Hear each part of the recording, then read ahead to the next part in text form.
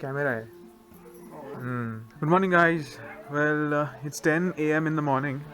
Last night there was a like an orchestra kind of thing, yeah, and मला माहिती आहे काय उडतं ते गरुड मग गरुड उडतंय हे बघतय आरुड म्हणजे काय तुला माहितीये का काय ए भाई नाही तर डान्स बरच खोलते आता ए भाई अरे काय लाज वाटतात का तुम्हाला हा मी बोलू का काय बोला की चक नाही का तुझी चकण्याचीच लायकी चकण्याचीच लायकी आहे I slept at 3 a.m. in the morning, and yeah, I slept quite good. I was very tired yesterday, and now I'm all set to go to Raigad. So I just hope I can cover up the distance. I just hope I can cover up the fort like in 3-4 hours.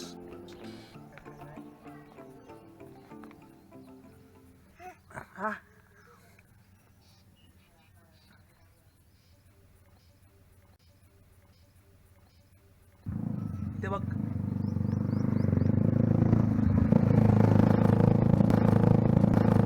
CBR 250R important वाटते हा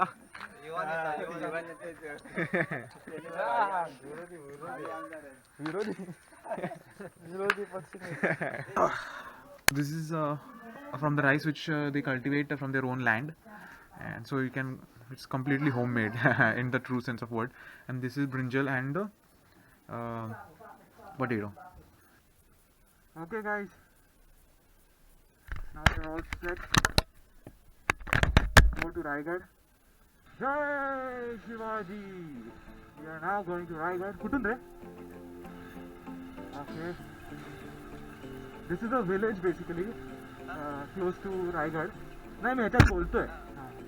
This is basically a village that is close to Raigad. I think very close to Raigad, but it's kind of convenient. I can see the fort from here. It's somewhere that side. It's beautiful. Check out the view, man.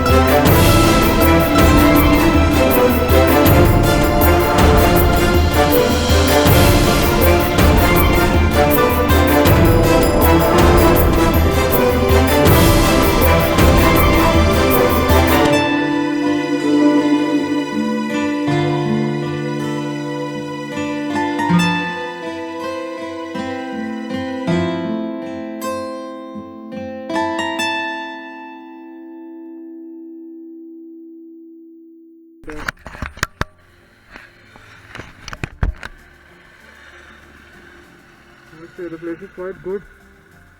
I'm only like I think half an hour away from the fort now. I'm going to be accompanied by him. He knows the area. He's local only, and he has lived almost all his life close to in this area. So actually their families are here only. So basically they've grown up here. Come on. The things I gotta do.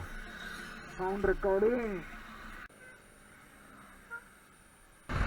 Hey guys, so as we are heading to Raigad, I just want to tell you briefly about India and Shivaji Maharaj. Okay, he was the person who reinforced the belief that the strength of an army is not in its numbers, and his vision went far beyond creating an empire for himself in Maharashtra. It included a building a confederacy of states against what he thought was foreign invaders. They were foreign invaders. He was trying to build an alliance of kingdoms. He went out of his way to convince many of the rulers in those days against Aurangzeb. Nayaks in Karnataka, Rajputs in Rajasthan, rulers of Mysore, the royal family of Vijayanagar, they were of great help to the Marathas. It was certainly a step to build this nation and to get its soul back. So if you ask me, Shivaji Maharaj was one of the most important factors which formulated a path for a way for India's freedom struggle. Many people think that Shivaji Maharaj was restricted to Maharashtra, but at the height of its peak, that is his peak, that is only 20% of Shivaji's kingdom comprised of Maharashtra. So you can understand 80% of it had spread all over across to various parts of India. So that was the kind of stronghold that the Marathas used to hold at their peak. So, and in addition to that, soldiers in the Maratha army came from diverse social and geographical backgrounds, including from areas as far as Kandahar to West Bengal and in the east and all. So it's Shivaji received a lot of support from all quarters and from the common people all over India. Okay, so politicians nowadays they say that Shivaji was a regional leader and all, but no, he was a pan-India kind of leader, and he actually paved the way for India's freedom struggle. That's what I feel, and I feel that he's grossly ignored in our curriculum. He is not given that much exposure. I don't know why, but things are about to change, and people are going to know the truth about India's real freedom struggle. Okay. There's a very popular saying in Marathi, स्वतःच्या मनगटावर विश्वास असणाऱ्याला दुसऱ्याच्या सामर्थ्याची भीती कधीच वाटत नाही आणि अशा सामर्थ्याला हरवण्याचे धाडस नियती सुद्धा करत नाही. So this very saying epitomizes what Shivaji Maharaj was. It is an exact reflection of him, because he was a king who started out with 2,000 to 3,000 soldiers, and who knew that this king would triumph over the Mughals, who were a superpower back then, because they had an army of like 50,000 to 1 lakh soldiers. So you can understand, and in addition to that, they were an oppressive force who were like destroying India, who was stripping it of its very soul. So Shivaji Maharaj came at a very important juncture in Indian history. But the only sad part is that as Indians, we ignore that part of history. We give more importance to the struggle which followed, that is the struggle with the British, which was not even a war. And in the time of Shivaji Maharaj, the battle with the Mughals lasted for over 27 years, and hundreds of battles were fought. And the average life expectancy of the people back then was only 30 to 40 years, and that is like an entire generation was invested in war. And it is really a very important part in Indian history. But he was one of the most tolerant kings in India. Under his rule, none of the people from any religion were harassed or oppressed, because he had given strict orders to his military, his army, that none of the people from other religions be harassed. And that's the reason why the Marathas were able to rule over India for over 100 years, until the British came with their divisive policy of divide and rule. That's the reason why Shivaji Maharaj was very hell-bent upon uniting India. His main aim was Swarajya. Swarajya in fact means the people's rule. He wanted the people to rule over the land instead of a single power like the Mughals, who were like destroying India. So he was a very respected ruler. So that's the reason why Shivaji Maharaj was very successful. His courage and bravery is even worshipped today. Anyways, guys, let's get back to riding. So next stop, Raigad. Raigad is an important fort. It's a strategically important fort as well as a historically important fort, because Shivaji Maharaj was crowned as the king on this fort. It's at a height of, I think, 2,700 feet. Anyways, I'll give you the entire information once I reach there. Yep.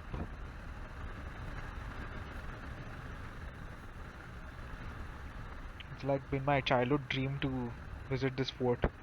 So I'm finally doing it, and in what style? Oh, look at the lake. I better stop here. Wait a minute.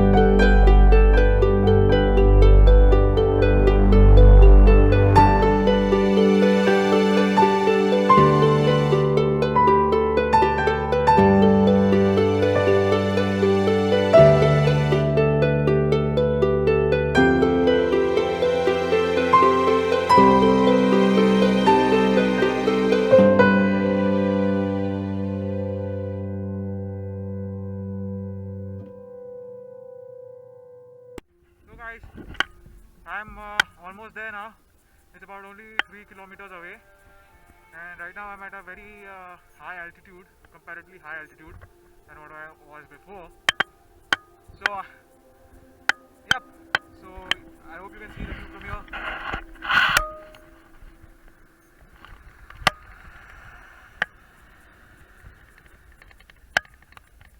Roshan, kaisa hai? That's my bike. Go all the way. Take a turn there and then we'll reach. Okay, chalo, see you.